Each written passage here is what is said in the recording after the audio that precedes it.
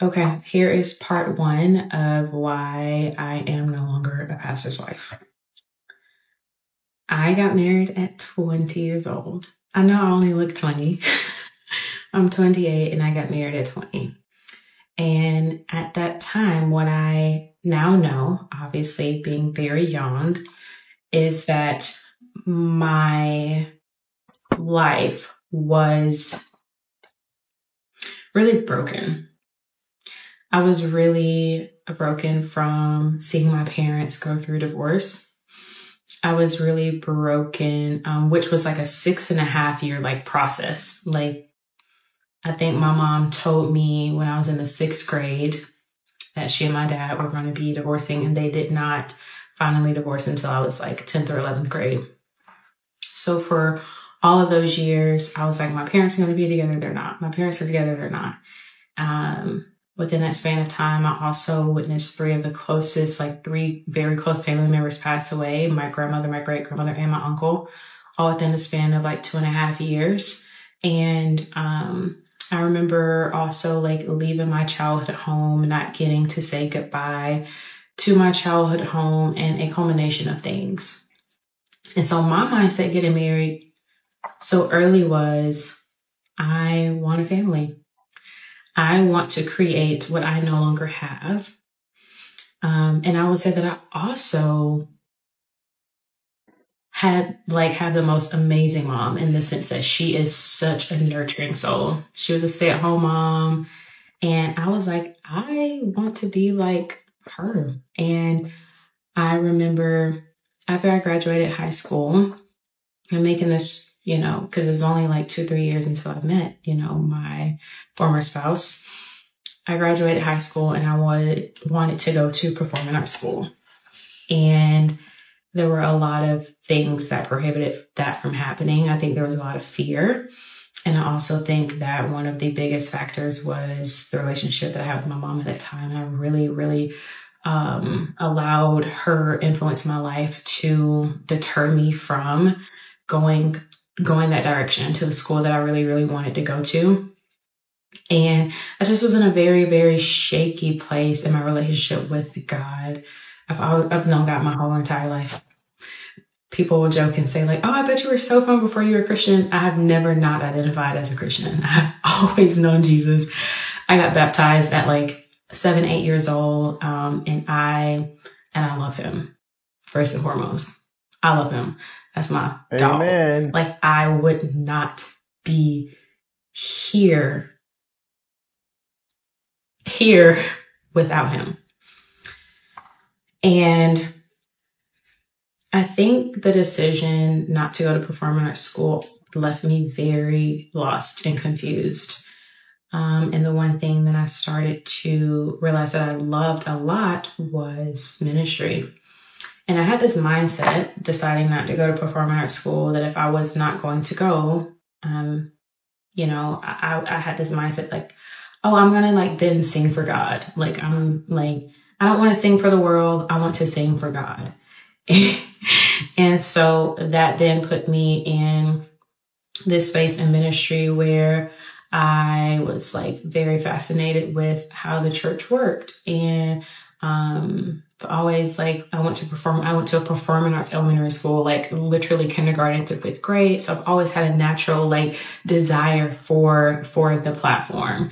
Not in any other sense outside of the fact that I feel very alive on stage. I feel being on a platform is a skill and a gift that God has given me in the world and in the church. And I was just at this place where how do these sectors kind of how do they come together? So my type were men who were on the platform and things of this nature. And I very much so gravitated towards that type of man, specifically in ministry. And it wasn't very far off for me, considering that I had grown up in the church my entire life. During COVID was the longest period of time that I've ever not attended church. And that is a little bit of backstory just to produce insight as to why I kind of got married young, one, what my life looked like prior to. And I'm also sharing a little bit about like my own struggles and my own like hurts and like childhood traumas, because this is in no way, shape, or form a direct like this isn't like like you also have to like look within yourself and be like, why did you make this decision? You were young. You didn't know any better. These were the things that you struggled with. These were the things that you went through. And these were the things that ultimately led to you making this decision. Okay. So meeting then my former spouse was at a church that I had been attending for several years, where I grew up in Georgia. And at that time, I saw him, and I have a story on YouTube. A lot of y'all know this. Some of y'all are like real slick with it. Like, I remember seeing you on YouTube.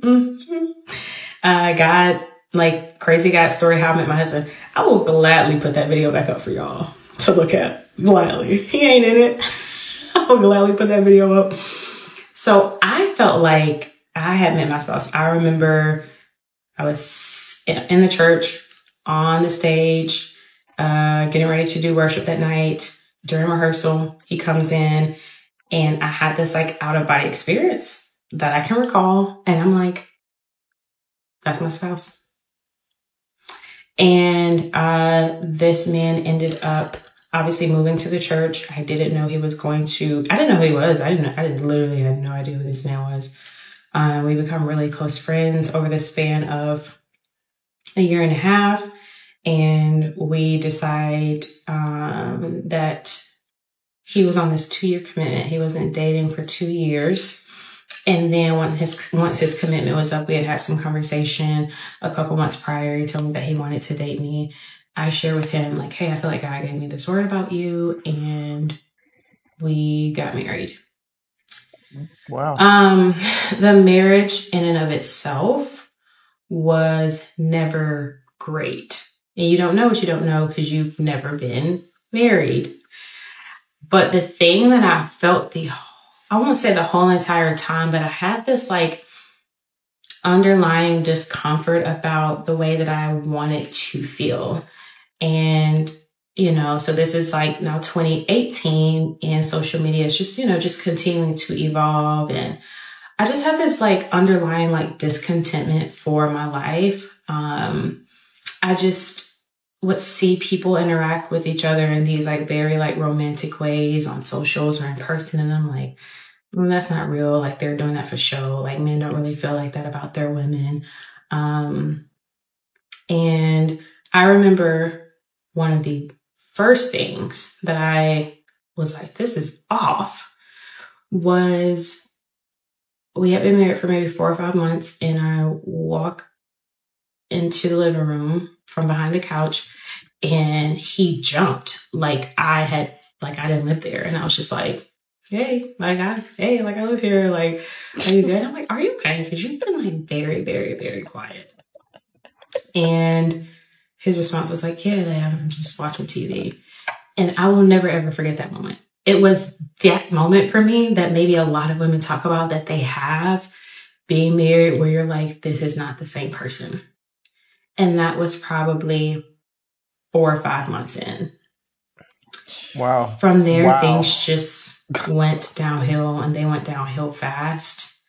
He was always very tired, very fatigued, struggled mentally, chronic migraines, a lot of inflammation in the body.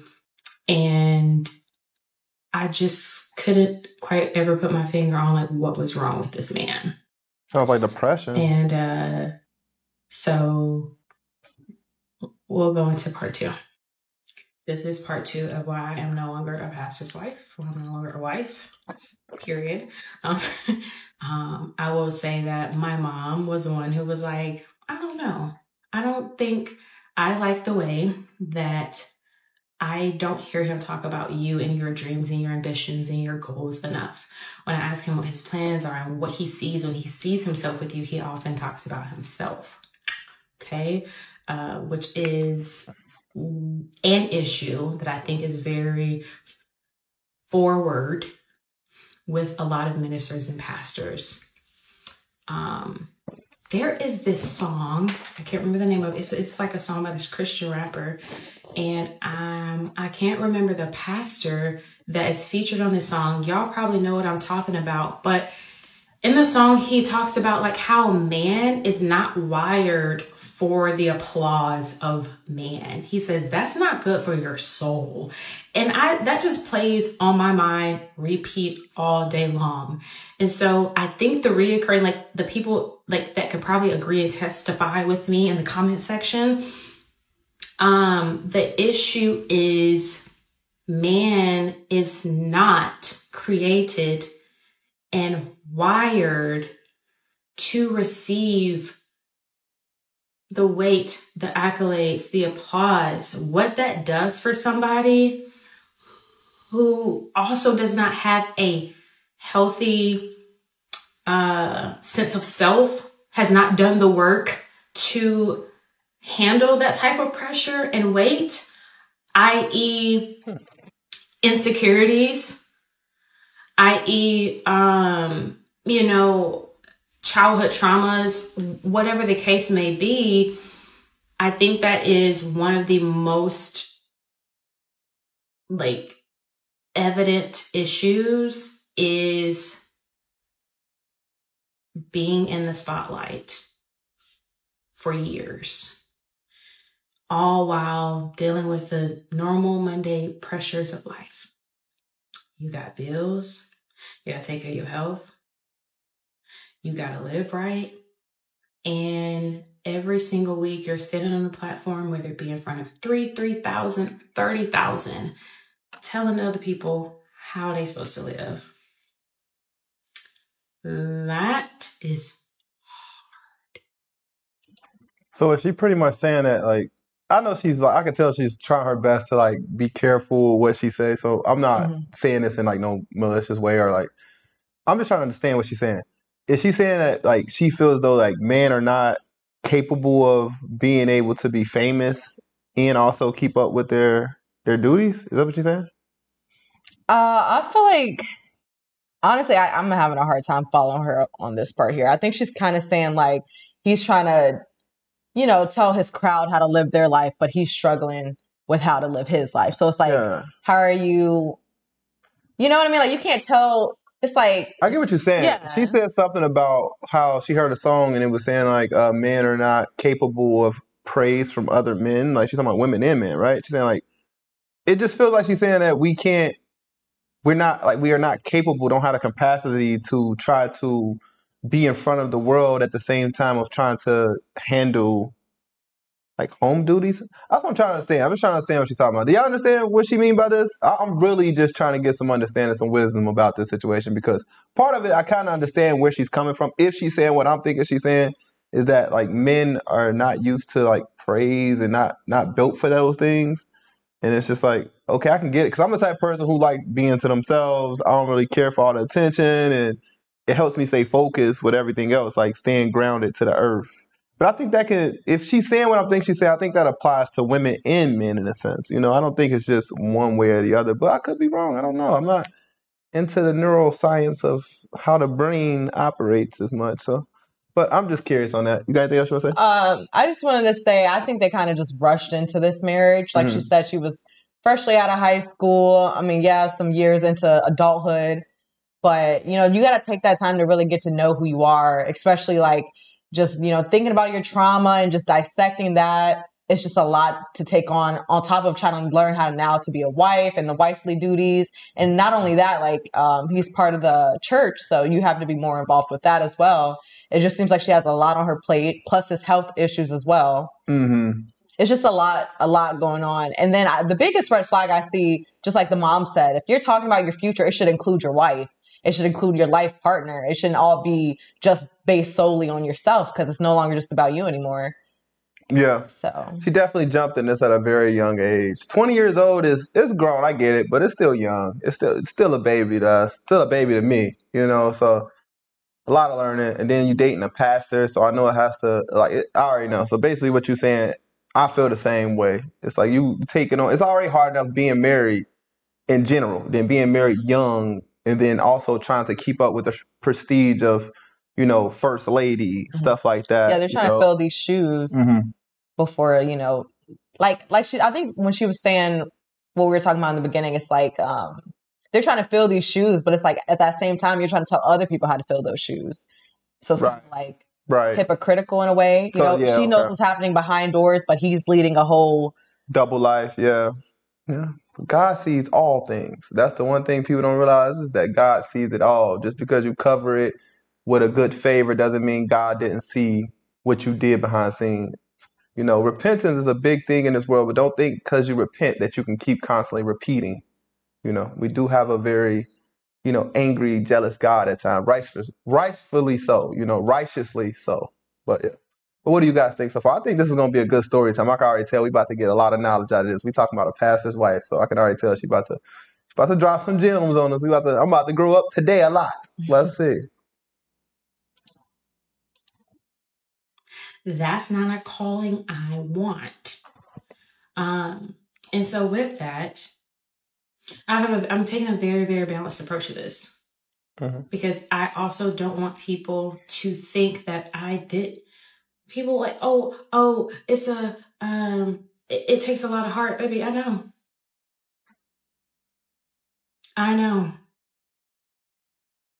9 times out of 10, if we had a second bedroom, that second bedroom was a dedicated prayer room. Dedicated. Because as a spouse, you are also carrying the weight of everything that this person is experiencing. And they're not meant to carry that alone. And I carried it well, or at least I thought I was. So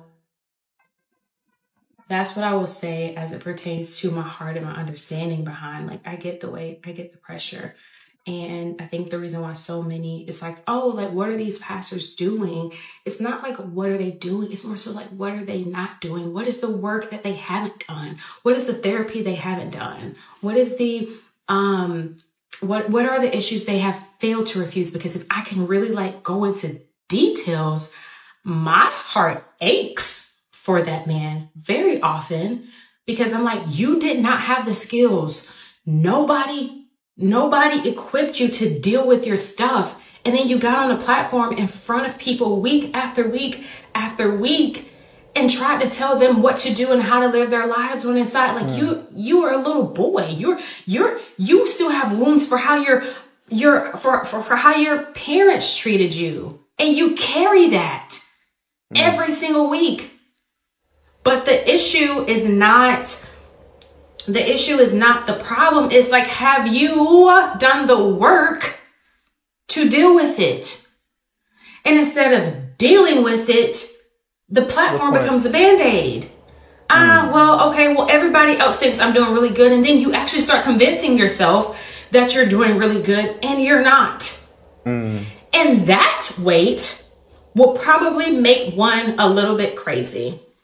Psychotic, might add. And where I saw this manifest in my own life was, this is year like 5.5. Was this year 5? Year 5? 6, can't remember. Dude hits me up one day. Hey, I ain't doing so hot. I'm gonna go ahead and check myself in. As a text message. And this is the beginning of the end. Okay? This is the beginning of the end. Because first off, I'm sitting here at lunch with another pastor, female, of course, because that could sound crazy. And I'm like, how am I getting a text message from my house telling me I need to seek professional help, which... Through a text? Therapy, I guess, really only works if you're honest. I was never in any of the sessions. I was never invited. I never knew anything about the therapy, because that was just a room that I was not ever invited into. I tried, I testified, and I couldn't get to him on that level. So I remember getting that text message and it felt like my world was like literally like collapsing. I'm like, I don't understand how we got here, but let's figure it out. Let's fix it. Let's put on the pastor's white face. Let's fix it. Let's figure it out. So head to the hospital. I have one of the ladies on staff at the church who was literally pastoral care trail me to the hospital. We get there and it was like 2.5 hours before I could see him. I was an absolute mess. And they make you wait because they have these certain hours that you can visit. And I finally go into the room and it's like, hey, like, what's going on? Like, how we doing? Like, what's up? And what he tells me is like, the Holy Spirit told me it's either, you know, the ministry or your wife. And at the time, we were young adult pastors at a church. So let me just also clarify, this man was never a bishop. He was never like, he never was a pastor of a whole entire church. He only oversaw ministries of churches over the span of 6 years. And I was like, okay, had been struggling with his mental health, like I shared previously. And that was hard for me. I will say that was hard for me because I did not have a lot of context for what that was, because his mental health at the time was not something I had experienced, but baby, have we since. And so my heart just really broke for him. And I was like, okay, what do we do? And we're going to go ahead and go into part 3. Okay, this is part 3, why I am no longer a pastor's wife. To be in a hospital with your spouse because they are not doing mentally well, it's just like, it's not a good feeling. Like I said, the pastor who is on staff, pastoral care, was there. And then I remember her saying, like, do you want to reach out to like big dog up top? Do you want to call him and let him know what's going on? So like one of the things that when it comes to like mental health is it's tricky, especially when you're in ministry, because people don't realize like, how ministry works. And we can talk about this. I would love to actually talk about this conversation. Should ministers get paid? Why they get paid? How does the church run? And all these things. Like, we can have that conversation. First thing that pops in his head and my head is like, if we tell them that you're struggling with your mental health, are you going to lose your job? And if you lose your job, what are we going to do? We had just purchased a house the year before. And, you know, there's just, like I said, you're a pastor, but you also... I just want to say this. A pastor that's been through something is like the best pastors to me. I don't want to listen to no pastor that's never been through nothing.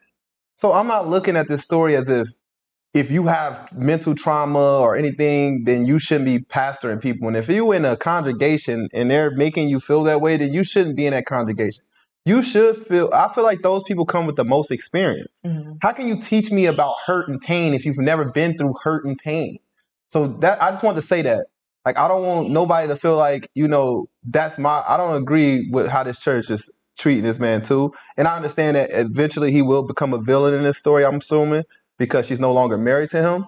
But I don't want the narrative to be more of like, if you have mental health issues, then, you know, you can't be a pastor. But I do understand where she's coming from, though. If you never fixed it, if you're not working on fixing those things, that's what she's coming from with it. Mm-hmm. It's like, you know, then it can be just a Band-Aid and you can always have like slip ups, just like a normal person. Don't treat pastors like they just going to heaven right away. Like, pastors are still broken people. The church is full of broken people. If you was in that church, don't act like you was fixed. You was broken, and everybody around you are the same. I was there too. I'm broken.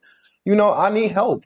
We seeking guidance, understanding. And I don't put my faith in the pastor. I put my faith in the word. You understand what I'm saying? So I'm listening to the word. And that's why it says in the Bible to make sure you become one with your Bible and read your Bible, because that's the only way you could tell if there are false prophets in your life.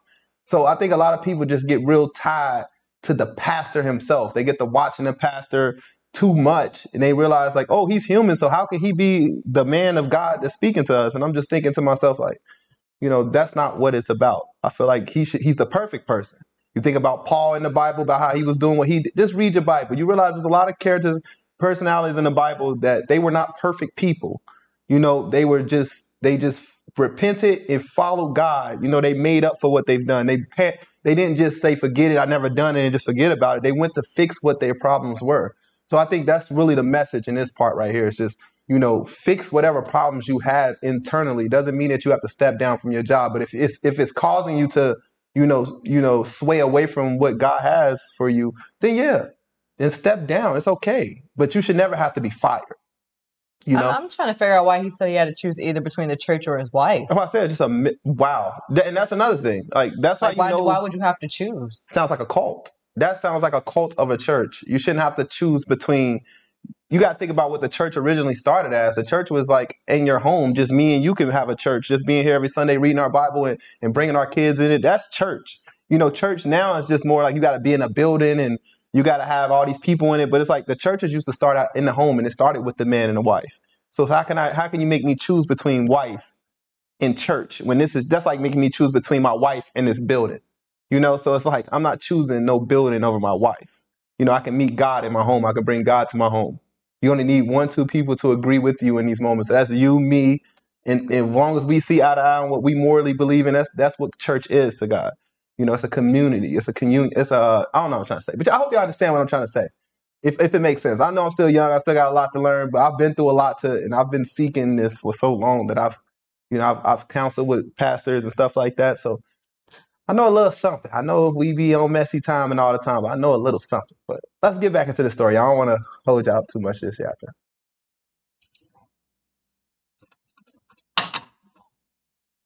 Just have the mundane worries of life to deal with. And I'm like, hey, Pastor so-and-so thinks we should let Pastor know what's going on. What do you think? He finally says yes. I remember I get into that room and I'm like, what's going on? We talk and he says, 50% of my anxiety has stemmed from insert girl's name who worked at and attended the church. Specifically was in the ministry that we were pastoring. And my heart sank into my ass. Because I already knew to a degree. As a wife, I'm like, what is something you have this thing with this person that you don't have with anybody else? And I'm gonna be very, very mindful right now in this moment to try to protect this girl. And I don't know why I'm doing it because it's going to be very evident to some who this person was. And I don't know why I'm doing this. But I am going to say right now, I forgive her. I forgive you. I forgive you for playing in my face, smiling in my face, the very weird remarks and gestures made towards me, and at that time, my marriage. I genuinely do forgive her, and my heart also aches for you if you so happen to see this. And it saddens me. And I will say this is honestly probably one of the things that hurt me the most. Is previous to this, I had an online ministry / coaching mentorship where I help young women prepare for marriage. And this is a girl that I would have loved the opportunity to hold hands and walk through seasons of singleness, dating, all the things with her. And instead, it ended up being a scenario where even given the opportunity to see if this girl's heart really was spiteful.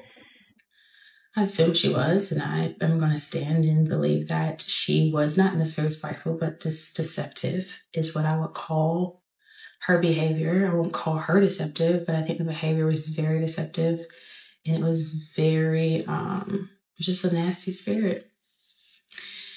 And in an attempt to not make this about her, because it's really not, what I will say is to pastors who may be watching this, when a leader or a woman or man comes to you and they tell you that there is an issue as it pertains to a specific person, please believe them. At this time, we're having these conversations with leadership, with the church. This is what's going on. My marriage is in trouble. My marriage is in trouble. As a pastor's wife, I'm coming to my pastors and leaders and I'm saying, our marriage is in trouble. And the thing that's super hard and challenging is I don't know if They saw that he was the problem. And because of that, they created a plan then to have us exit. I don't know if she was really the problem. And because of the church politics and structure, they protected her because of that. I don't know if they didn't know what to do, but all I know is that people that I sat across the table with and broke bread with had like what I thought was community with. Like, these are people that I loved, iced me out and stopped talking to me. And then you still have to show up week after week like nothing's wrong. And I was at that time on the worship team for the main church. I was over our young adult worship team, so we were young adult pastors. I was on the women's ministry team, and this is a very high production church. So, I mean, just anytime there's a production of any type, I was there. I showed up. I gave my time, my energy. And again, to look these people in the face and say like, hey, my marriage is in trouble, help me. And for no one to give us a clear roadmap on how to be helped, regardless of the situation. I even hate that in my mind. I'm like, was it him? Was it her? Doesn't matter. This is what happened to me. Nobody came to make sure Diamond was okay. Not one person. And the people that I did go to and the people that I did talk to and share all this information with were silenced. If you talk to this girl again, like I have people that were like, oh, like I think these are like, this is like my church mom figures and my men. We can't talk to you about that no more. October of this past year was 2 years. And we left. And that's why I've taken my time in sharing this, because it's a lot. So I'm going to pause. This is getting heavy. And I'll come back and show the next parts. All right, this is part 4 of why I am no longer a pastor's wife. I will just say very briefly, this was a traumatic event in my life in general. I have done a lot of work and a lot of healing, so this is not easy for me to share and talk about my life. I'm a real person. I read your comments, okay? But with that being said, I also understand what comes with sharing my journey and my testimony. And you could not hurt me. I promise you can't. But I do think that it is important just to be mindful of people and their actual experiences. And rock with me on my ADHD, okay? What actually happened and transpired during the time that we were having these conversations? So I remember the first conversation that I had was with my former spouse. And we were at an event of which the girl was also attending. And there was this very, very weird interaction that I saw them have. He was down on the platform doing this like performance for some kids at an event we were, ministering to. And she was sitting right down below me on this like stadium like seating. And what happened was there was another young man at that event who was having a very like emotional response to something that was happening within the setting. And the girl, i.e. the girl who my former spouse had somewhat of an emotional affair with, I don't know, starts to like rub his back. Who this girl was. And I'm sitting here like, why is she doing this right now? And what I saw was the way that she looked at my ex-husband and my ex-husband was looking at her. And I was like, I feel like she's trying to make him jealous right now. And this is so odd. Like, I know this now. Back then, I just didn't know. Women intuition. We ended up having a conversation about it, me and my former spouse. He really is the one who approached me. And he was like, hey, like, what was that whole interaction? Because later on, the young man then came to me and said, hey, I'm now starting to have feelings for her. I would too. Like, she just got done caressing your back for 2.5 minutes. It was inappropriate. You don't do that. So former husband then asked me, like, what was that interaction? I'm like, I don't know. And he says to me, well, I feel like she does the same thing to me. We're just going to call her Betsy. Homewrecker. Betsy, just to help you guys in the storyteller process. I feel like Betsy does the same thing to me. Well, I'm like, well, what do you mean? Like, she be rubbing your back? Like, what do you mean? Like, what do you mean she does the same thing to you? He says, like, she just like gets in my head. I'm like, like, what do you mean gets in your head? I'm like, okay, well, is there anything else like I need to be made aware of? Well, she stops by my desk unannounced, and, she over compliments me. Like, she, when service is getting ready to end, she'll come to me, she'll say bye, and then she'll leave, and then she'll come back and she'll say bye to me again. And I'm like, oh. See, this is why it's so important to fix those traumas, especially when you're in a position like him. Because if I heard that my pastor was even flirting, if I got a whiff of what she got a whiff of, I'd have left the church. I would think God is far away from this church, because the man who's leading us is not only lusting. I think it's okay. I think it's kind of normal for a man to not lust, but to find another woman attractive, but to actually engage in that kind of like play flirting is something that's like wow to me. I come here to try. Most men come to church to try to fix those problems, and to see a man that you feel like is a man of God misleading you, but then turning around and doing this thing, that'll have me leaving that church. I'll just go back home and just start reading the Bible and praying to God personally myself. This is crazy. My thing is, why did he wait to tell his wife this once the other man opened up to her about this? Like, you live with this woman. There wasn't any other time you could have told her this, but as soon as you see her reaction to how the other man told her what was going on, now you're like, oh, she's been doing the same thing to me this whole time. As a man, no woman is about to just be rubbing my back.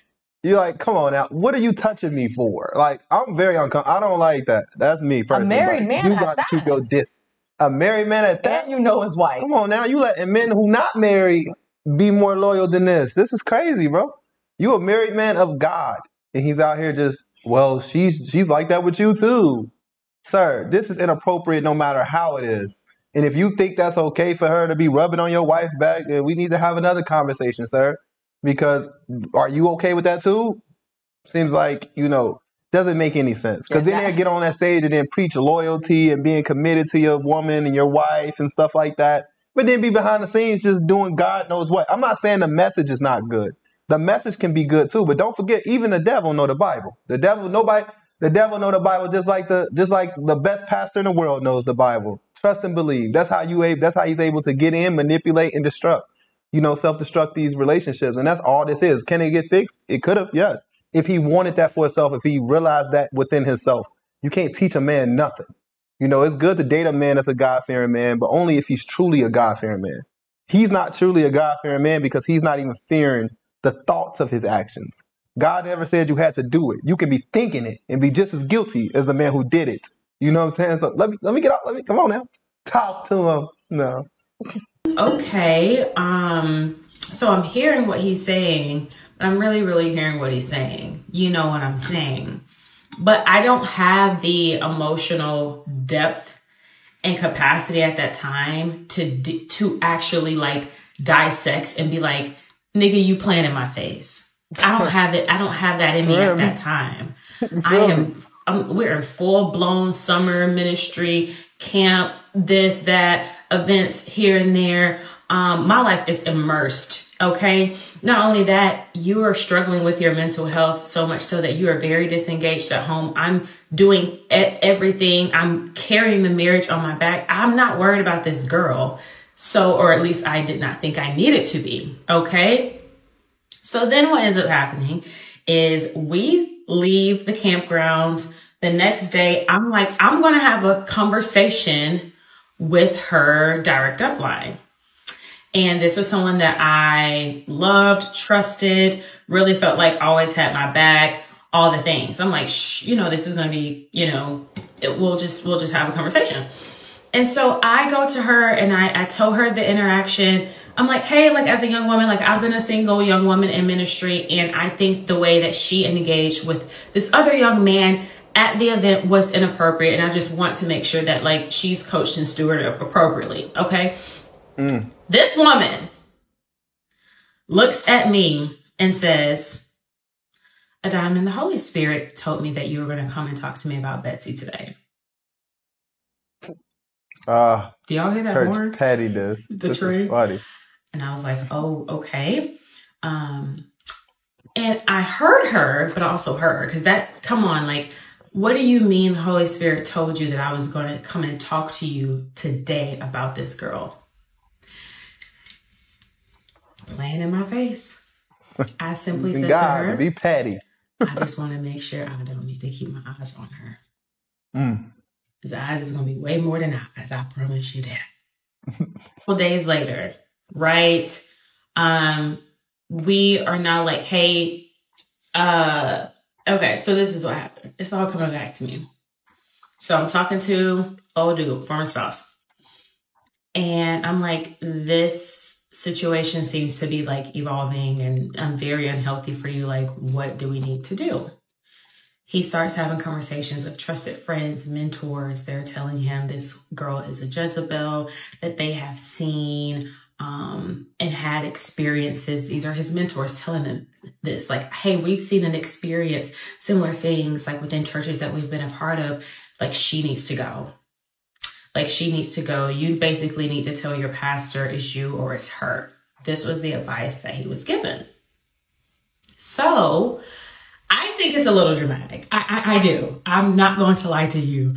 I think it's a little bit dramatic that you are there. In my mind, there's no like evidence of anything for sure that this girl has done, except try to bring cookies to my house when.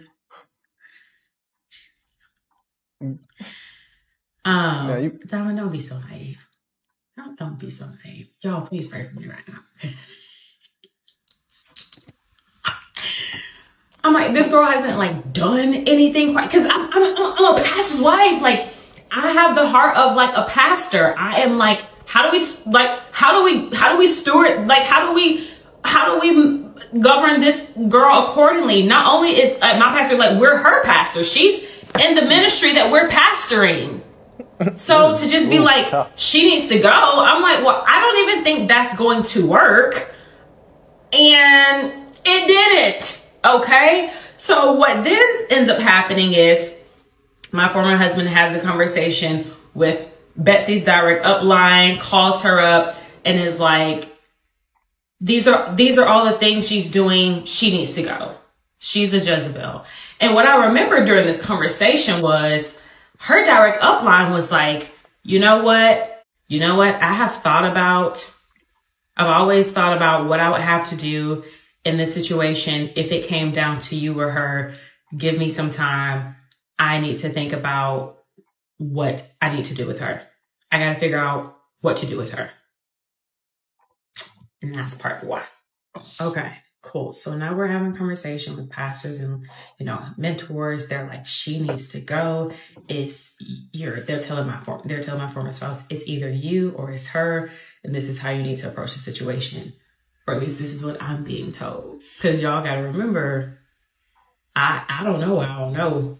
And all I know is what I was told. I am not like, it seems very dramatic of us to just be like, this girl needs to leave the church. Like, she works at the church. Like, we also, like, this was in a different state. We weren't from this state. We didn't have any family in this state. This girl wasn't from this state. She didn't have any family in this state. So the idea of then saying like, either party needs to like up and leave, it's just like crazy. Like, I just thought that was a crazy concept, to be honest. Your direct upline essentially tells us like, hey, I think you guys need to talk to like senior pastor and talk to him. She's like, I'm out. And it's crazy. Like when I say, like, again, this is somebody that I love, trusted, like all the things, like exchange gifts, been in your house, all of that, right? I remember texting her after the fact, and I was like, hey, I really appreciate you, you know, helping us walk through this. You know, your support means a lot to me. Never heard from her until we left that church. Wow. Never heard from her again. Would not look me in the eye. None of that. The very what's she next guilty day, about? we end up having a conversation with our senior pastor. And we go in, and he's like, hey, like, come in on a Saturday. That way no one's really in the, you know, in the church. It's pretty, like, low key. Nobody will have to see you meeting with pastor. Cool. Okay, whatever, we come in. And it's him, and it's also the executive pastor there. And I was a little thrown by that because I think it was just a little too sensitive of a situation for someone else to be brought in, not knowing that they were going to be there. So you were instantly thrown a curveball. Like, boom, there's another body in the room that we were not prepared for. But the show goes on, and we proceed to tell them, you know, former spouse is telling them his side of the story. These are the things she's doing. She's over complimenting me. She's, you know, she had some very strange, weird, like, remarks towards me. She would always be like, Mike, you're so pretty. You're so pretty. You're so pretty. I wish I could be like you. You just seem so perfect. Like, what's wrong with you? Like, you're just so cool. Like, it was just, like, weird. They mirrored. That's what you call mirroring. Like, find yourself. It's more like, why you and not me? So we're sharing all of the ways that she's engaged with us, and always. And yes, she did. When I told you guys my former spouse had to go to the hospital, hospital. She reached out, as some of the other young adults and people in the church did. Very few people knew what was going on, or at least I think. And she asked if she could bake cookies. I'm like, no, like, we're fine. Like, we don't need any, like, we're okay. And, like, insisted. And then I also remember she sends me this voice memo, and it's like, I should have been there. I feel like such a horrible friend. I could tell he was off. I knew something was going on, and I wasn't there. And I'm like, who does this girl? And it's really, when I think about it, y'all, I'm from Macon, Georgia. I'm really from the sticks. When I think about it, I just know it was the Lord on my side, just keeping my mind, because there is no way that a diamond now would have ever tolerated some foolery like that. I tell you that much. So these are the things that we're sharing in this closing, and here's where the evidence comes in. Okay, y'all ready? Also, still love this girl. Hope you're doing well. But when you play stupid games, baby girl, you're going to get stupid prizes.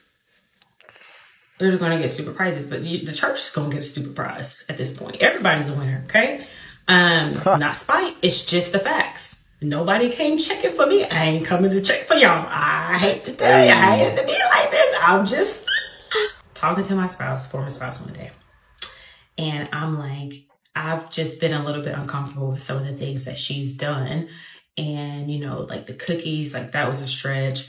And it was the fact of like how she showed up at my house, hoping that he was there.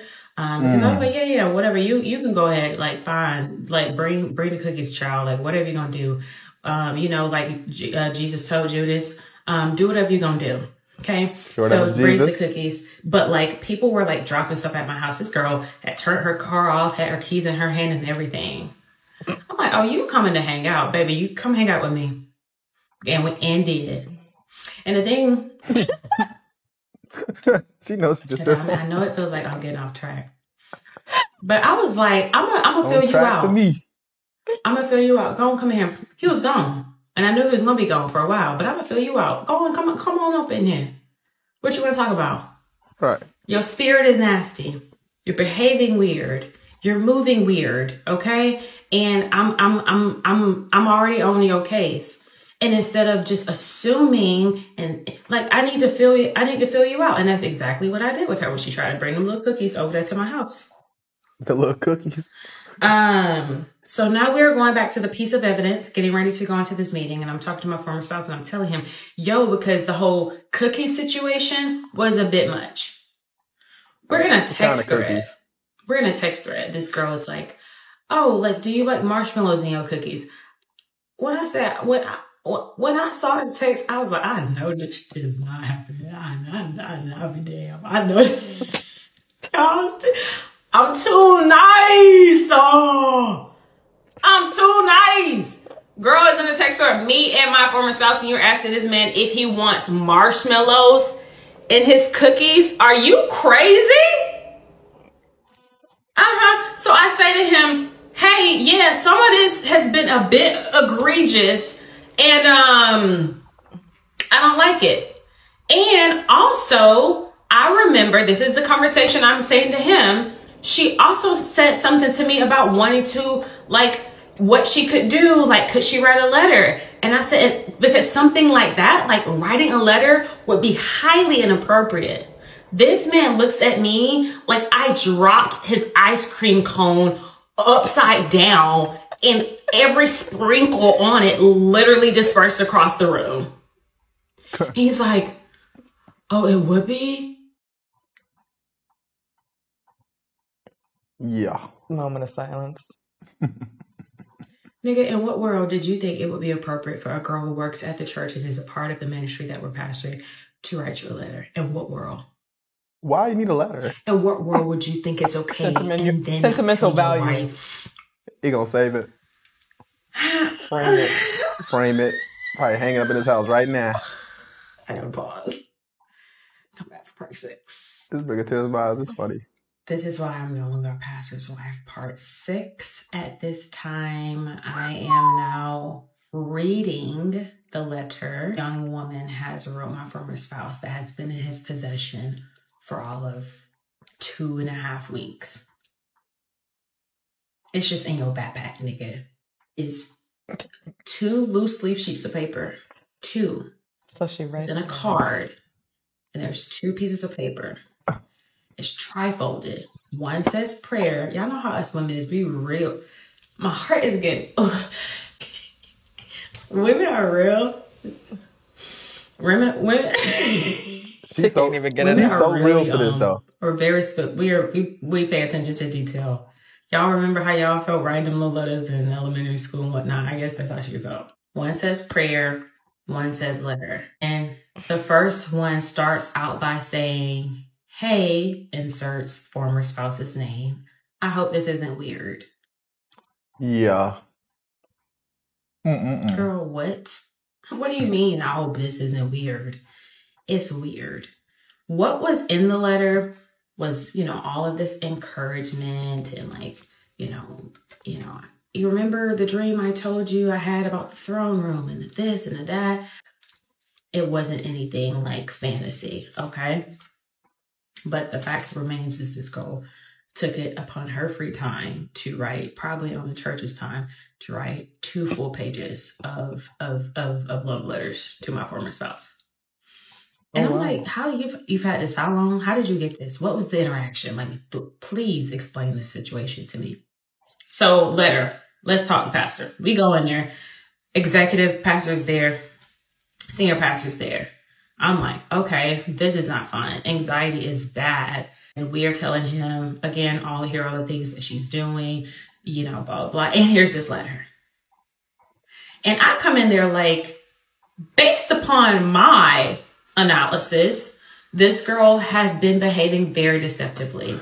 And these are all the things, and I've done my research, and I'm in there with my 5 points, like boom, boom, boom, boom, boom. The energy in the room was like they'd been prepped, and it felt like this was transitioning out of this being a relational pastoral support. I'm really just trying to like be there, but in the back of my mind, I'm like, you're so stupid and you're so weak-minded, and you are letting this girl that like you're letting all of this happen for what? Like, stand up, nigga. Stand up is really how I felt. I feel like I'm in there, like, I felt like I'm in a PTO meeting and you're the child is really how I felt. And we leave that meeting. They tell us, I remember Pastor reads the letter and he's just like, if you start a letter with, I hope this isn't weird, then it's weird. Okay. Yep. And he's like, we're going to reprimand her. I'm going to like bring the hammer down. Like, you don't behave like this. Like, you don't act like this. This is highly inappropriate. And there are going to be consequences for how she's behaving. Why does she write a letter? Looks me in my eyes. Name, my name, his name. Do not worry. I'm going to handle this. When I say like, this is somebody that I just like really looked up to, like trusted, like and still do, you know, to a degree. Cause I'm like, this poor man, he probably know what to do. Child, I didn't know what to do, if we're being so honest. But I'm the sheep. I'm the sheep. You're the shepherd. I've never been here before. I've never been in this scenario. And you're telling me what you're going to do. So I believe you that you're going to handle the situation. Okay. We leave the meeting. I feel confident-ish in whatever leadership has decided. A couple days later, I am at the church. I was waiting in his office. Like, he wasn't in his office and she was like waiting in his office. It was something like silly. And it just like, it completely like flustered him. And he was just like, this has to get handled and we need to talk to Pastor. This is becoming a lot.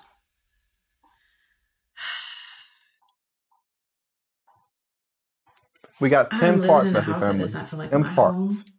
I am multiple states away from my family and have been now for years.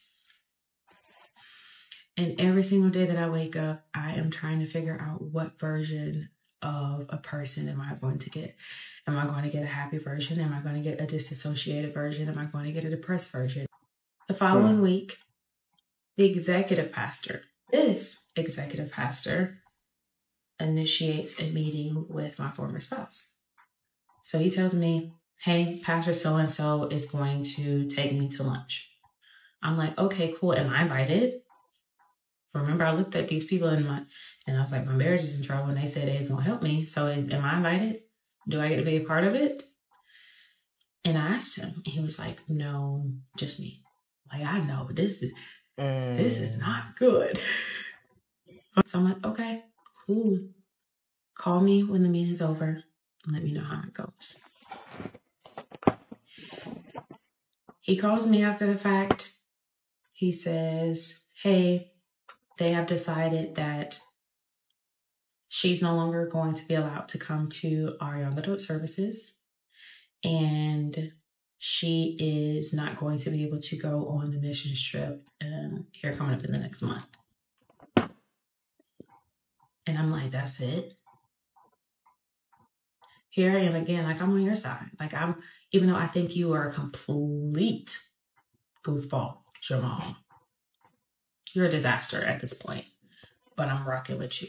You're my spouse. My recollection was, I'm going to bring the hammer down. This isn't appropriate. She can't behave like this. There are consequences for behaving in this manner. And that's what I'm waiting on. Where's the hammer? Because it just felt like a no. And so I'm like, well, who's going to talk to her? Because Pastor said he was going to talk to her. So is he going to talk to her? What's happening? Actually, I don't like this. I said, no, this is stupid. No, no, I'm coming up to the church. Huh. Yeah, I'm coming to the church. Yeah. Figure out how to meet with Pastor because I need to talk to him. Yeah. So now we gotta pull our big girl pants on and make our way. And that's what I do. I go up to the church and I'm very mindful. I am very considerate. I heard this crazy story about how I went up there and beat on the pastor's door and said, I need to speak to Pastor now. Y'all, this is a multicultural, multi-generational church, but the leadership is a Caucasian man. Y'all really think I'm gonna let them think I'm the angry black woman? Go beat on a door? Are you crazy? Do you know what they would? I feel what you're saying. Yeah, for sure. Calm, cool, and collected. I go up there And I'm so proud of myself for how I navigated this whole situation. And that's why I don't have a single problem telling it how it is now. Because, baby, you don't have not one bad thing to say about me. Not one. I promise you, you don't. I promise you, you don't. Not one bad thing to say about me. I'm not saying I'm perfect, but you ain't got my character, my integrity. If I've ever made a mistake, if I've ever offended somebody, I've apologized, I've taken accountability. But who I am, the way that I've navigated those uncharted territory waters, people don't understand the heart it takes to be a pastor's wife and the assignment, blah, blah, blah. I beg your pardon. Shut up. You don't know nothing. All loud. I go up there calm, cool, and collected. Because what? They look loud and wrong. And I'm like, Pastor so-and-so. This is the executive, okay? Now, we came up here a few days ago with senior pastor. And he told me that he was going to be the one to navigate this whole situation. So why are we... First off, why am I talking to you? But not only that, why did you take solely old boy to lunch and you didn't, and I wasn't invited? Can you help me understand that? Not only that, but who is talking to old girl? Well, you know, we've decided to let her direct upline handle her because that is her ministry that she oversees with her. You know, that's essentially why we have these leaders in place. Pastor does not need to touch it. So we have just decided that we're going to allow her direct upline to handle it. Oh, you mean the lady who I thought was my friend, and the person who's no longer talking to me, the person who can't look me in the eye, who can't respond to my text, she's talking to her? Got it. Okay, so that Pastor so-and-so, your name. I said, no disrespect to you. I said, I appreciate you. But this is just not what I was told. I said, now, if this is what I was told from the beginning, then so be it. I have no issue, submitting to authority, being honorable in this way, but this is just not what I was told. So I, unfortunately, do need to talk to our senior pastor, and I need to talk to him now. Oh, I know that talk. We did. She's serious. And this is where we get ready to go into meeting number 5. And I think we're getting ready to be on part 7. 8. 8. Ciao. This is part 8 of why I am no longer pastor's wife. Y'all was stressing me out, so I had to go out the country real quick, but I'm back. And we're finishing this story. Period. Okay, so let's get into the part of the story where we talk about what actually ended up happening as a result of my former spouse having an emotional affair, there being a girl who worked at the church and was a part of the ministry that we were the pastors of, what ultimately ended up happening, because it's really foggy in my head. And sometimes it gets literally my brain protects me from remembering all that occurred. I remember we decided to go to our pastors and leaders and say, you know what? This man is not in a healthy enough place to do ministry, because you have now, from my POV, created a bigger mess than what deemed necessary. And I think I'm embarrassed at this point. I think I'm embarrassed, and I'm like, maybe you need a timeout. Maybe we need a timeout from full-time ministry. So you are considering and talking to other pastors that are in your circle. This is him, talking to other pastors and leaders in his circle. And they're saying, hey, maybe you should sit out for a little bit. So we go to our pastors and we say, hey, I think we need some time. They're like, what is some time? Maybe a year. They come back to us. They say, how does a 3-month sabbatical sound? Now, keep in mind, our structure weekly was Sundays, service. 2 services. So we get to church 9 times out of 10 at 7:45. We do 2 services. We go home. Boom. Mondays, usually nothing. He's in the office Monday through Friday. Monday or Tuesday, we're doing some sort of volleyball with our young adults. Wednesdays, Bible study. I'm getting there. I'm prepping for worship. Thursdays, young adults. So 3 to 4 times a week, we're at the church. So you say to us a 3-month sabbatical, we don't even know what that looks like. Not only that, what happens for the duration of 3 months that we're not here? I was starting to believe that they were going to hire someone else to then replace us. There was no way that they were not. And the reality of the situation is now what I know to be true is that they were. And rightfully so. So we go to them, we say, hey, we would like to think about that 3-month sabbatical. We'll come back. Take a week, think about it, pray about it. Y'all come back. We come back. Hey, so we would like to take you guys up on the 3-month sabbatical. What does that actually look like? And also, this is the crazy part. This was the games that he was playing. The little mixed man. He was like, if I come back to this church, here are the things culturally that I want to see change. Because what was happening was whenever these little, like, she's not talking to me and she's sitting in service with her head down, he was basically like keeping track of, all the things that how he felt like the church was not responding in the way that he wanted them to.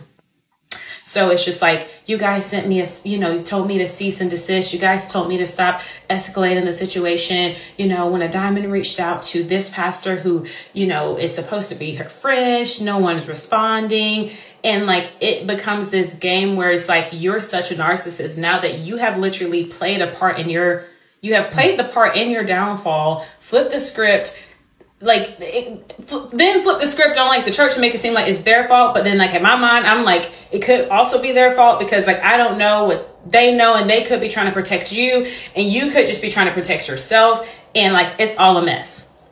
So he says to them, if I come back after this sabbatical, these are the things that I want to see. And I'm just, again, along for the ride. Yeah. What are y'all going to do? Like, how do we fix this? Where's the accountability? Blah, blah, blah, blah, blah. And I remember they say to him, if you don't really essentially like the culture of the church, big dog, we will pave the way for you to go somewhere else. Which was crazy because just the week prior to that, the conversation was, you have such a long runway here. We love you here. Yada, yada, yada. Whoop, do, whoop, do, whoop. So now I'm just like, well, dang, how do y'all feel about us for real? So now I'm sitting here conflicted at the people that I want to love and that I want to serve. Meanwhile, all still showing up, being a wife, doing ministry, being a person, health, trying to take care of myself. So it's crazy. We come back to them, and before we were able to make a decision about what our choice was going to be, I remember having a conversation with a good friend of mine. And that good friend of mine had the opportunity to talk to the young lady at the church. Keep in mind, I had not. And so we have lunch and we discuss their conversation. And what the church communicated to her as it pertains to her involvement with him was different than what the church told us as it pertained to his involvement with her. And what we were told was that this young lady was told, it's not your fault. You're not the problem. We're just going to make all of this try to go away, essentially. And if we thought you were in the wrong, we would be moving a little bit more differently. She was also told that our attempts were to get her fired. Playing both sides. I just wanted to see some sort of greater accountability. I wanted to see not necessarily her fired, but I wanted to see her reprimanded for her behavior. Here's my thing. Who do you feel like is more the problem in that situation, though? You think I kind of understand where they coming from, though. Like, is she really the problem or is it him? They're inviting her into these situations. Yeah, she's the problem as in, why are you doing it? But another problem, he's the problem because why are you accepting it? Yeah. If he would have put his foot down, then this wouldn't have happened. If he would have cut her off, as soon as she put her hand on his shoulder and say, listen, out of respect for my wife, please listen, not even just out of respect for your wife, just out of your own moral compass. I feel like most people don't realize this is that I'm a good man to my woman, not because of moral compass towards her, but it's more because I don't want God to judge how I treat this woman. Y'all know God don't play about his daughter. So I'll look at it like that. When it comes to husband and wife, it's just like I honor my wife the same way I honor my God, and I know that God's going to hold me accountable to that. So if a woman's touching on my shoulder or doing these things behind the scenes, I got to stop her where she at, because if not, then that's like me dishonoring God. And I feel like that's what is more important in these situations. So he dishonored God by allowing her to do these things. And then obviously this is dishonors his wife at the same time. It's one and two. It's the same thing to me. So yeah, I don't think I agree with him. Like, she had some play in that, but he's the problem. Yeah. Why you letting him over your house? I honestly feel where the church is coming from too, because he allowed this for so long and he waited to tell his wife about it until she heard it from someone else. So there's a red flag right there.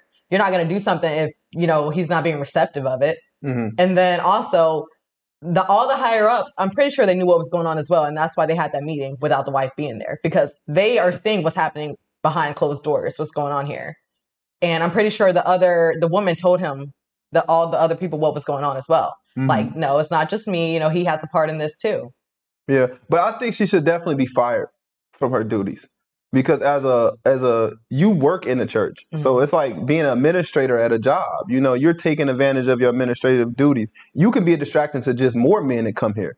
Men have an issue with lust. And to have somebody that's on your team that's constantly like pushing you to do that, or like kind of, I don't know how to explain, not saying like men don't have power over how they feel, but imagine having a bad person that's like intentionally trying to get you to lust. I feel like she needs to be removed just for the fact of you're intentionally trying to get these men off of their course. You knew he was married, just like how he knew he was married. So I don't know. My opinion kind of swaying now. The more I think about it, it's like maybe they both need to be put out of their jobs, because she can be just a bad seed. And you know what happens when you plant bad seeds? You get bad fruit, and the tree bears bad fruit. So, sometimes you got to look at it like that, I feel like. That's what I was trying to understand too, because they were like, oh, either you leave or she leaves. If she was really the problem, it would have never been that though. It would have never been, oh, well, you could just decide to leave if they didn't see that he had some fault in this. Because it'd be like, why would I have to leave if I'm not the one that did anything wrong? I think everyone knew what was going on. And that's why when the wife finally spoke out, they didn't say anything, because there's like, they know what's happening. Right. The wife is smart for catching it before it got crazy. The church is going to look at it like that too. It's like, they lucky they caught it before it was actually, what they call it, adultery, before they started actually messing around. They're in the flirting stage right now. They're just in the, ooh, it's cute, the flirt and all that stuff stage. And that's still bad to me. That's still like, you know what you're doing. You're cheating on your wife. The husband allowed it though. The cookies, 100%. The letter. 100%. She literally handed him the letter. He could have told her right then and there, we're all adults. You don't have to go through the higher up. As long as you're not being disrespectful about it. You could have simply said, I have a wife. I don't think this is right. I can't accept this letter. Thank you. I know you probably have good intentions, but no, I cannot accept it. And I hope you understand. Right. No, it doesn't have to go up through higher ups and people have to get fired. If everybody could just be an adult in a situation. Right. He could have had that before the executive church member guy. I don't know how this church structure worked, but he could have handled this way before it got to that. I understand what you're saying. And no, you got something else? Yeah, I was going to definitely say, I feel like, he was flirting with her too. I don't think she's just doing this because, I just want to play this game and get his attention. No, he's looking at her too. The same way, I'm flirting with this guy now and I see you looking at me. Like, why are you even looking in that direction? Right. And no man can sit here and honestly admit that they can't tell when a woman is flirting with them. You can play it clueless, but come on, we all been young and dumb before. We all know. I'll just tell you from a man perspective, we know when a woman is flirting with us. Come on now.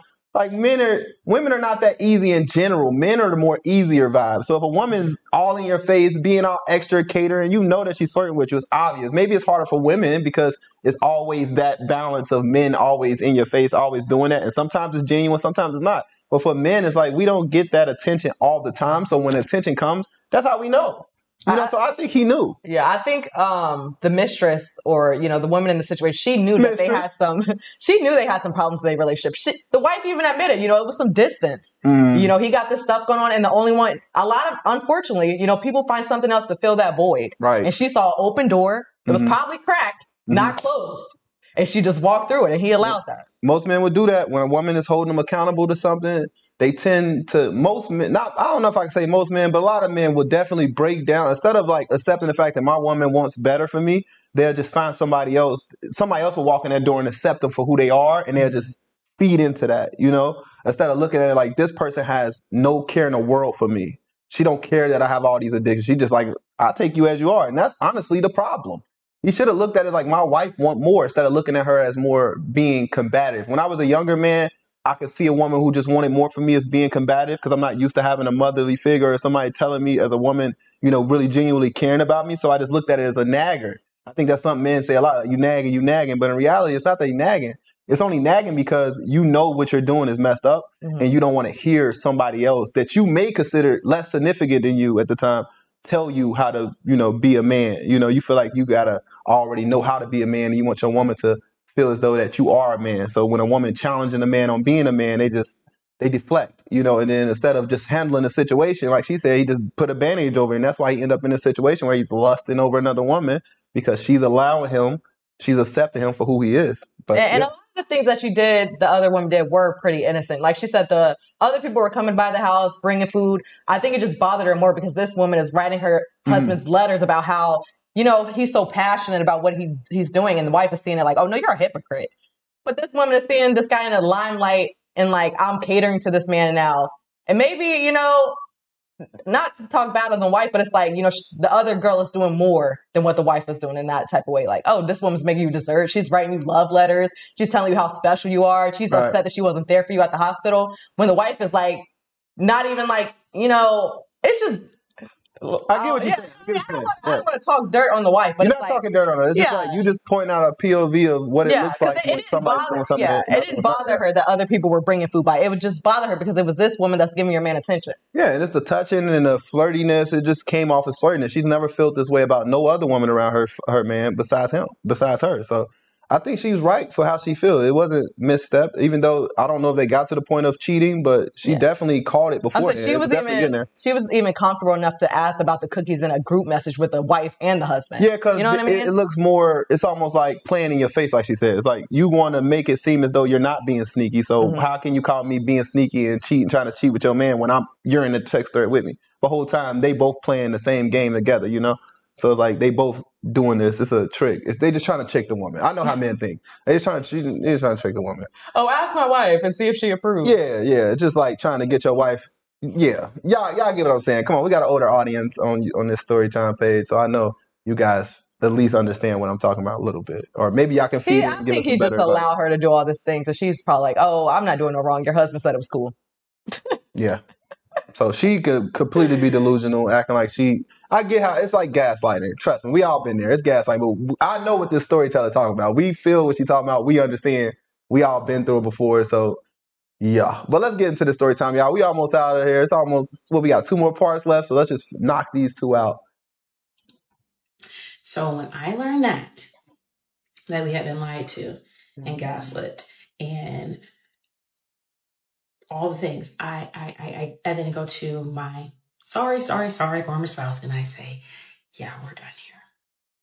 Because now I don't know who to believe. I don't believe you. I don't believe her. I don't believe them. Nobody's talking to me. Nobody's looking in my eye. And I'm about to go, I'm going to go crazy. So I'm like, we're done. I think we are done here. And I don't know however long it was, less than a week. He puts in his resignation and we resign from the church. 3 weeks later, if that, we stand on the platform in front of a total of probably close to 4,000 people over 2 services, not including an online platform. And we say, this man's health is not in the place for him to continue. He's not healthy. We're going to take some time away. But people don't really know. And someone clocked this in one of my comments and they said, yeah, they kind of just disappeared with the little black moon emoji, like, because we did. And I cannot explain to you the pain associated with feeling like, not feeling like these are your people. You're doing life. Like I got keys to this thing. Like, this is my second home. I'm here more than I'm at my house. And I have to stand in front of all these people and say, and do the whole pastor's wife thing.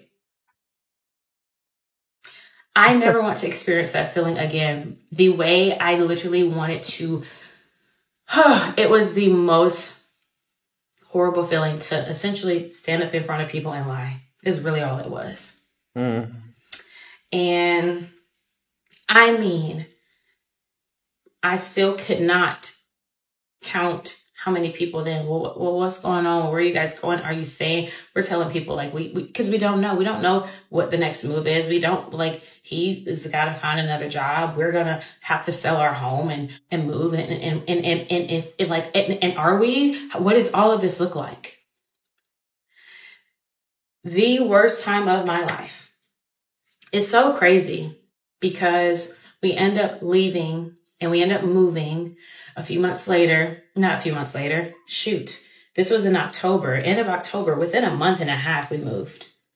God opened the door for him to get a job that was not a part of a church. And I remember, because it's coming to this time again, last year, this time, I was like, what was I doing this time last year? And I was packing my home before Christmas. My Christmas tree was up and I have boxes in my house because the place that I haven't even lived in for all of 12, this was a home that we purchased, renting, mortgage. And we just, do you know what type of, you know what that is to a person? And so this is now where we get into the marriage coming to an end and the move then to Tennessee. Follow along for the next part. This is part 9 of why I'm no longer a pastor's wife. So we have left the church that we were formerly on staff for 3 years, and we moved to Franklin, Tennessee. Now, I don't know how much y'all know about Franklin, but Franklin is very cute, suburban, outskirt, very caucastic city. And I had no business being there. I'm just speaking for myself. I did not feel like home at all, but it did feel like a little bit of a haven for a season. And during that time, I actually had been pursuing worship music and worship ministry and all these things. And so I ended up going to a very well-known church out there. I ended up going back to school out there for a very, very brief stint. And I thoroughly loved and enjoyed that community. And God really, really, really healed my heart during that time because I was away from the chaos that had been the previous, 2.5 years of my life dealing with, 3 years on staff, 3 years at other churches. I'm no longer in full-time ministry. I am not, don't call me. I can't go to coffee. I'm unavailable because I'm no longer a pastor's wife. I'm not, hat has come off. So I am feeling like, okay, excitement because now this man and I are going to be able to work on our marriage and we can focus on one another and we can rebuild and we can grow. We have this beautiful apartment and we're going to figure it out. And life is slow, like pacing is good. Everything is going to be fine, or at least so I hoped. I had never seen a more disassociated, non-engaged, emotionally unavailable human in my life. It got to the point where I remember one of the little things that he did enjoy was sitting on the couch watching TV together. And by the time that we got there, I just made up in my mind, I'm not going to continue to build this habit where I go to work or I go to school and I come home and I sit on the couch for 4 or 5 hours. I can't do it. I'm not interested. I'm out. Like, I'm just not doing it. And so I remember like even that little like thing of like, I don't even like, I'm not even interested in like, I don't know how to spend time with you because like, this is not something that I like or I want to do, or like, I have to make better use of my time, better use of my life. And I remember there was this one day, we moved in December of 2023. We're now in 2024 and it's early April, May, probably early April. And I have the worst, like I have just like anxiety, like I just don't feel good. My heart feels tight and heavy and I just do not feel well. And I'm like, I hate this feeling. And I remember thinking to myself, I don't think I'm supposed to feel like this. I'm not happy. I'm not happy. I had never said to him and looked at him and said, I am not happy. But I told that man that night, sitting on the floor, I am not happy. I am not supposed to feel like this as a wife. You haven't, like, and I don't want people to take this and run with it. But that man didn't take me on trips and spoil me. And we didn't have nice dinners and he didn't surprise me with like things. Everything that I owned by the time that I got ready to leave that marriage fit within a Jeep Compass. My personal belongings, my personal belongings, I ain't talking about TVs and furniture and all these other things. My personal belongings, after almost 7 years of marriage, 6.5 to be dang near exact, fit within a small compact SUV. Wow. So that just kind of gives you, again, I'm not materialistic. However, it was always very interesting within the marriage that when we moved, like, it was just like, you know, I was constantly like ridding of things. I didn't really there weren't meaningful like photos hung up, and like the marriage was just always so bland and so dry that like my then like possessions or lack thereof became a reflection of what the actual marriage looked like. Bland. And so Honade need a U-Haul. I just could not figure out how did that happen? Like, how did we get here? Good. So that night I am crying on the floor. I am pouring my heart out every which way. We have moved, like our finances are now like in question. We had just purchased a home and now that's gone, and we just keep having to start over and over and over. And I want to build, and it feels like my life is going backwards instead of forward. And you might be the problem, is what I'm thinking to myself. You might be the problem. I'm saying all these things. So like, you might be the problem. Because now I'm considering, like, I'm having to like take a moment and say, is this, you know, is this going to work for me? And I mean, pour my heart out, had never just tears, frustration, pain, anger, resentment, all of it just out. I had suggested counseling on multiple counts. So we can't afford counseling. Okay. Well, what else can we do? Can we be intentional with date nights? Like I would have taken anything. And instead, this man looks at me in my eyes. I swear on every single thing that I love. And he says, I just want to preach again. Okay. All right. Got it. So F anything that I just said, because it seems to have literally gone over your head, over the river, and through the woods. I couldn't even grasp why. I'm like, who is this person? Why can't I couldn't get through to like one of the most hurtful like experiences in communication I've had with a human. And unfortunately, it was my spouse. I remember after I asked for counseling, we had a conversation, maybe a couple of days later, I bring it up again. You know, he communicates, we can't afford it. And then the following day, not even 24 hours later, hey, I found a therapist to do EDMR or whatever kind of therapy it is. And I'm going to try that. But when your wife asks you to go to marriage counseling, we can't afford it. Not to mention you've been in counseling for all of 4 years now. And we don't seem to be getting anywhere. I don't get to be a part of the sessions. I have no notes. I don't know what's being said. I don't know if you're actually being helped. I am seeing money spent on medical bills. You've got sleep apnea. You got this. You got that. And so everything, money, health, relationally, everything is a disaster at this point. So I remember my sister texting me and saying, hey, like, I want to, do your hair for you, let me know when you're, free to come down. Or like, hey, I'm probably going to text you in a couple of days. If you can come down to Atlanta, great. Cause I'm in Nashville. It's like a 3.5 hour drive. Also, this is the closest I have lived to my family in 6 years. In 6 years of marriage, every time I wanted to go see my family, I had to get on the plane and go see them. So I'm like, okay, great. Like maybe I can like decompress and like figure out everything. And I'm going to go and spend some time with my family and it's going to be great. And I do. And I will never forget getting in the car, driving, thinking to myself, I'm not sad that I'm leaving. And any other time that I would leave and go see my family or friends and fly or drive, I would be like, I'm going to miss my husband. And this time I didn't feel sad. And then I also thought, I'm not excited to go back. Not That's even probably 5 miles down the road.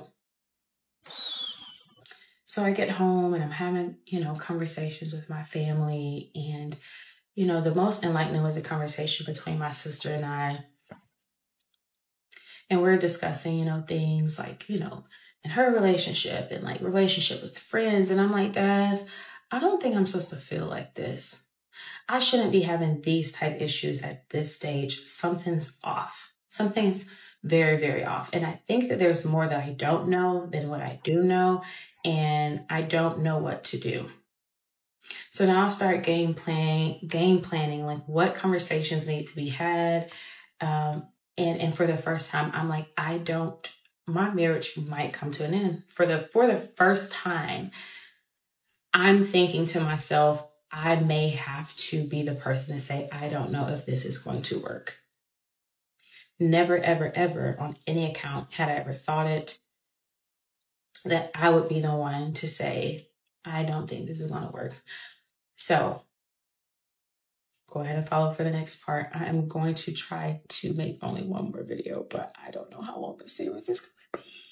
It's the last part, Messy Family. Happy Thanksgiving, y'all. Merry Christmas. All the things. This is why I am no longer a pastor's wife. Part 10.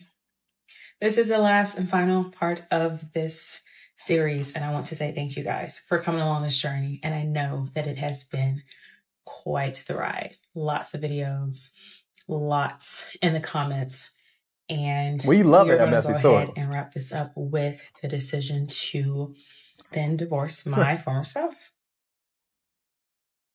At the very end of our marriage, I recall, God, okay, just get through it. After 6 years of marriage, my former spouse confessed to me that he'd had a pornography addiction for the entire duration of our marriage.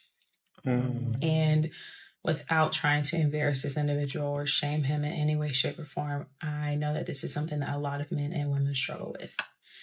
However, the hypocrisy that I felt at that time, considering his position in leadership and as a pastor, was something that I couldn't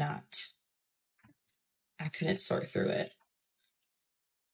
And I was so disappointed and I was so hurt.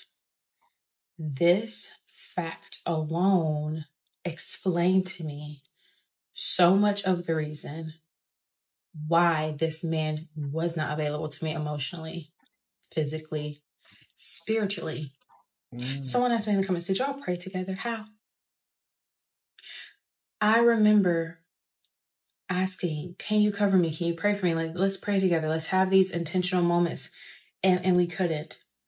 And I should have known. And I think in my spirit, I knew for a long time, like, something is not on, like something's not right as it pertains to his sexuality and how he engages with me, because not to be, but why you should be hopping down on this every night. We're adults here, correct? Okay, thank you. And by the time I don't even know that you like me, I'm always changing my hair. I'm like, do I look nice? Do you think I'm cute? Like, I'm fishing for compliments. So at that point, when he confessed that to me, I was like, okay, that makes sense. I recall then. Let me give y'all the visual of the exit. I remember I go to his job because I'm thinking we're going to go to dinner and we're going to talk. He ends up sharing this confession with me at his job in the parking lot. Previous to this, I remember I was at home. This was right after I got back from Georgia. So I told you I went to Georgia, came back, trying to sort through some things mentally. And I'm home and I don't feel safe in my space. Like, I'm like, something is off. I'm going to find some piece of evidence. And I'm like, I'm just going to put some things in a few bags. And I know that I'm going to go back to Georgia and we're just going to see what happens. So I put some things in the car, get to him, and I'm just like, look at him and I'm like, dude, what's going on? That is when he confesses that to me in that moment. And we talk for like 2 hours. We talk, crying. And I remember just being like, I feel betrayed. Like, I don't know what to do. And I remember looking at him. I'm like, I think I need to take some time because I'm hurt. And I know that if I try to stay here and work through my hurt with you, I'm going to hurt you. Like, not physically, emotion, like I'm going to hurt you. Like, it's going to be more painful for me to be here than for me to leave. And so I'm like, well, what do you think would be like a, healthy amount of time to, do what we need to do? And this man looks at me and he tells me he needs 2 weeks. He needs 2 weeks. I literally at that point was so emotionally defeated that I was just like, 2 weeks it is. It just escalates from there. I remember that night I was going to stay home. That night I was going to drive to Georgia, drive back. So keep in mind, I just drove that day. I was going to drive back and we get ready to like say our goodbyes. Okay, cool. See you in 2 weeks, whatever. And something in my head was just like, a diamond, sleep on it. Now, keep in mind, like, I wasn't like leaving forever at this point. I just knew like it was going to be some time, whether 2 weeks or whatever. And so I'm like, okay, I'm just going to stay home. It's dark. It's cold. I got to drive through the mountains. I'm just going to like stay the night at the house. I pull up to the house. I'm on the phone with a girlfriend of mine. We're trying to come up with a plan. Like, hey, do I need to come get you? Blah, blah, blah. I'm like, I'm fine. I'm going to stay here the night. I'm going to be fine. Like, I don't feel like he's going to hurt me or anything crazy like that. I'm fine. He walks up to the car. And says, hey, are you staying? I said, well, if that's okay with you, yeah, I'm going to stay the night. Oh, okay. Well, I'm going to go for a walk. So your wife literally gets ready to leave you for 2 weeks, but you came up with that timeline. And then you say to me, I'm going to go for a walk. The next morning, that man wakes me up. He wakes me up. Hey, I couldn't sleep. Sir, are you nigga? Is you cool? Like what? Like what is your deal? Attention. Like he want her attention. Point blank period. That man wanted me out of his space, and had wanted me gone for a long time. And I was trying to talk to him and confront him, talk to him about the pornography, talk to him about all the things that have been going on, and that man gave me nothing. And he looks at me, and he says to me, "A diamond. Scripture says, husbands, love your wives as Christ loves the church. A diamond, it was God's job to love the church, and it was my job to love you. I did not do my job well, and if you need to leave, I understand."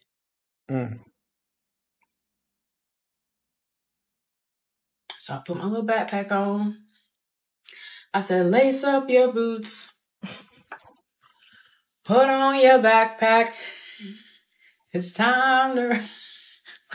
I'm like, I'm not going to let you tell me to leave again. Like, I'm just going to go at this point. I'm not going to wait for you to tell me again. I got it. Get in the car. At this point, like, I don't even know what I'm thinking. I'm thinking, okay, cool. I guess I'll still see you in 2 weeks. It just goes downhill from there. I very quickly start coming up with a plan because I'm like, I don't know who I'm dealing with. I remember asking him, we have a shared bank account at this time, which, there's so many side videos to make from this. Long story short, he removes money from our bank accounts, tells me that he's going to send me a certain amount of money at a certain amount of time to continue to support me. I was like, you know what, dude, I'm about to file these papers. You ain't got to worry about me. This is all you got to take care of. Take care of the vehicle that I'm driving that's currently in your name. And that's it. He comes back to me 2 weeks. 2 weeks later, I don't want a divorce. I don't care. You're getting it. I bet he didn't want it. Well, I don't want to get divorced. Well, I'm going to serve you. Cheaper to keep her. So now we're a whole year later. January of this year, not a whole year. So that was like last year, 2020. That was, I don't know. That was 2020. I can't remember, y'all. So anyway, it's not until January of this year that once he realized that, like, you're just not going to just budge out of this easily. Like, I'm not just going to hand over, car and like this stuff to you. And I've literally walked away with nothing. Do y'all know that man sent me $500 on one time? And I have figured out, with the help of God, And 16 is. I'm just kidding. I've had some very incredible support in my life. But with the help of God, that man cannot say that thus far he brought me. That would be God. And January of this year, he hit me up and was like, if we had a situation with the vehicle. He was like, boom, boom, boom, we figured this out when you sign the papers. Yes. And so April of this year, the divorce was final. And there is so much more I could say. But all I want to say is God has kept me. When I now understand the sentiment, I should have lost my mind a long time ago. I understand the sentiment. I'm sure there are so many questions that you guys have, and there are probably so many details that I've left out. And we are going to now start answering questions that you guys have as it pertains to this video and making other videos that I think are going to be helpful for you guys on your own journeys. So if this has helped you in any way, please send me a message. With you guys. Happy Thanksgiving. Bye. Okay. Should we scroll a little more? Are you in frame? Yeah. I honestly feel like when they talked about the pornography addiction, he just wasn't willing to change. He knew it was affecting his relationship, and he's just like, this is what it is. Now I need 2 weeks to digest what I just told you. He knew he didn't want to change. They've been together for 6 years plus, and he's had this problem the whole time. And I'm pretty sure he was talking with his therapist with this, and that's why he didn't want his wife to be a part of it. But, yeah. Like, I feel like at the end of the day, good thing that she got the divorce done, that it wasn't as messy. It seemed like this is all, like, you got to think about it. She's 28 today. She got married when she was 20. So all this stuff definitely just now ending as of this year. So you could tell that the divorce was pretty just quick and over with. And I'm just happy that she eventually got something out of it. I feel like she should have got some type of alimony, but I don't know what the rules are when it comes to those things. I don't know if you have to do a certain amount of years, like 10 years or something like that. But yeah, I just feel like if you carrying a person throughout the whole relationship, then they should have some type of spousal support, after that.